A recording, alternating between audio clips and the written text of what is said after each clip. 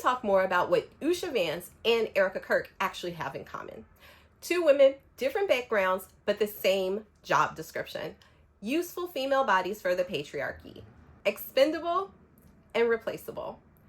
And you know we are living in the upside down times when there are women squabbling about a couch humping JD Vance. Guys, my name is G. If you have not already, please subscribe to my channel.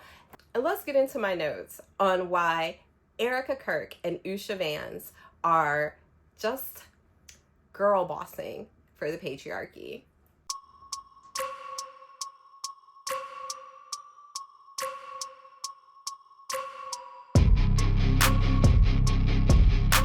Fixate on Usha Vance's East Indian heritage as if being the daughter of East Indian immigrants is a counter narrative to what her husband's anti-immigrant, super populist, fascist ideologies represent.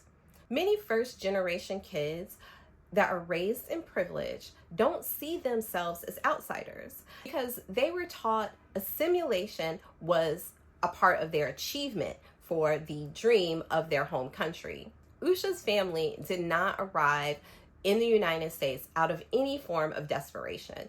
They were privileged. They came and they were very comfortable from the very beginning. She never had to fight for any sort of rights associated with her arrival in the United States, her parents' arrival in the United States. So Usha's upbringing really matters in the sense that when she arrived, she wasn't chasing safety.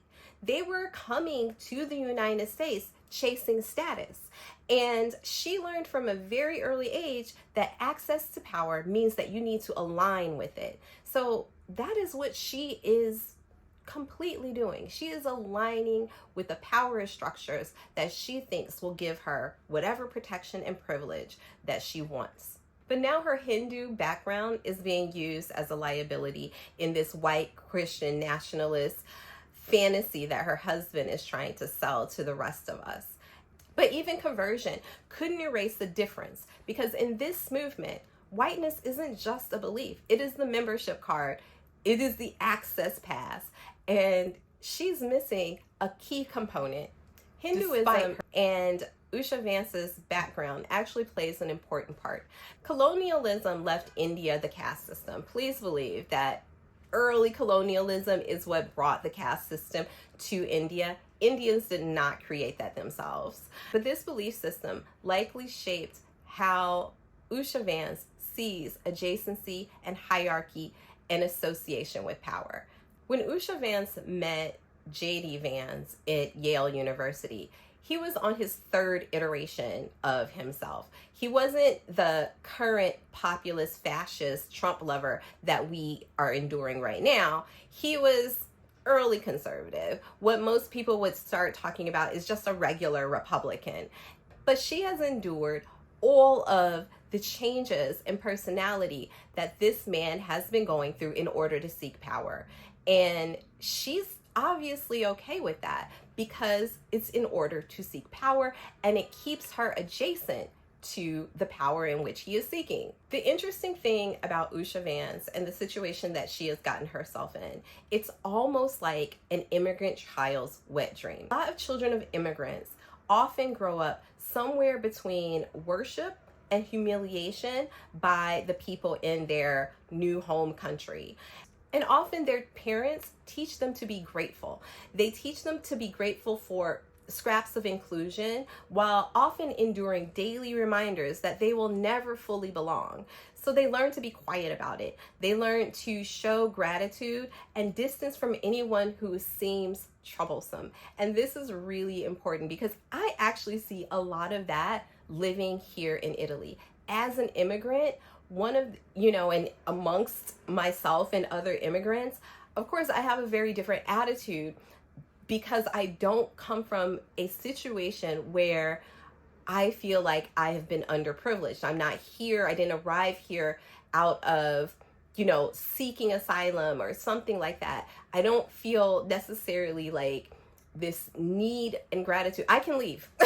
I can leave. I'm free to go whenever I want to go and start life somewhere else. And that is a privilege that some immigrants in places don't have. Quick story time. So my kids go to swimming, and when you go into the swim thing, you have to show an ID card. And this was like early when swimming was starting. You don't know who signed up yet, maybe by just face, right? So you have to show this ID card to get in. This woman forgot hers. She was Asian. Okay, like I'm not sure exactly where, but she was an Asian woman. The man who is like checking the IDs at the door is an African man. So I was inside. She comes in. She doesn't have her thing. And he goes, well, I can't let you in. And she's like, well, I forgot it. He's like, I understand you forgot it. That's why you don't have it, but I can't let you in. And she decided to insult him, calling him an immigrant that needed to like be more helpful or something. She herself was an immigrant. And he responded, he was like, do you think you're Italian? And so I was like, oh my goodness, immigrant violence. So there is this idea where some people see themselves not as relatable, even though they're immigrants. And so this idea gets passed on to their children, this gratefulness, this, you know, sometimes privilege gets passed on to their children. And this first generation are the ones who have to endure and work out and will need the therapy. But this is important, I think, aspect of how first generation children, and I don't think it matters where you're from, but potentially matters the circumstances that you had to get where you are in these countries. A lot of times they try to align themselves with the power structure. And if they believe they can blend into this power structure, then they will use that power against people that they think are just a little bit less than them. And I see it all the time. And I see how the children are shaped as well. Because a lot of the children, they actually start believing that the only way to stay safe is to sit closer to the power and never question it. Even if beneath the power structure, they're close, even if they're sitting on them. And that is how Usha Vance ended up in the stands watching recently widowed Erika Kirk fake cry, then go and cradle her husband's head and run her hands through his hair and call him the closest thing to my dead, bigoted husband that this earth has to offer.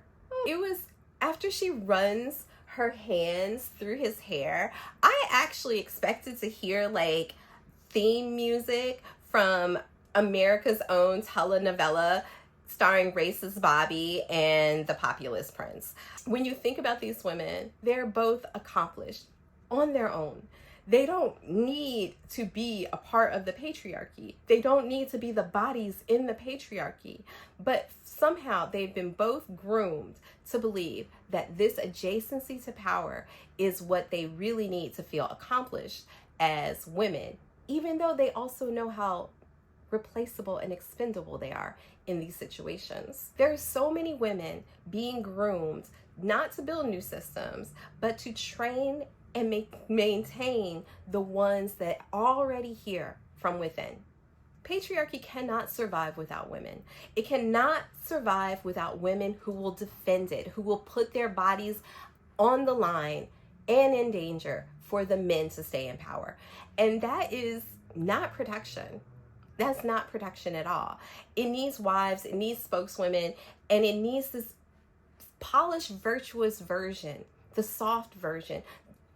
That's why Erika Kirk is actually pretty dangerous. Like for me, I look at her and she just seeps pure evil, but she wraps all of this stuff up with softness, with what is virtuous, the fake tears. Like the audience eats this up because they look at her, they think that she's beautiful, and she represents the type of woman that upholds patriarchal systems and let men do what it is they want to do to absolutely all of us. They know that this new crop of women is always behind them. So they fight harder to try and be the ones, to be the spokespersons, to be the virtuous ones, to be obedient. They have to show they can't be easily replaced because they're not fighting. They become so docile and submissive and try to be decisive when no one else is around. And we know eventually even that doesn't work because they're expendable.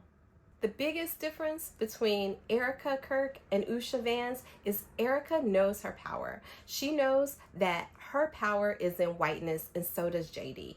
JD Vance knows that Erika Kirk can give him something that Usha never can.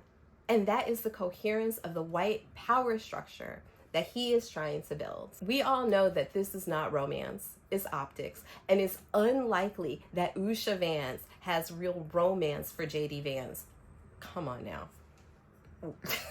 So the question really is, what can JD Vance give Usha Vance? What type of power can he give her to just step aside?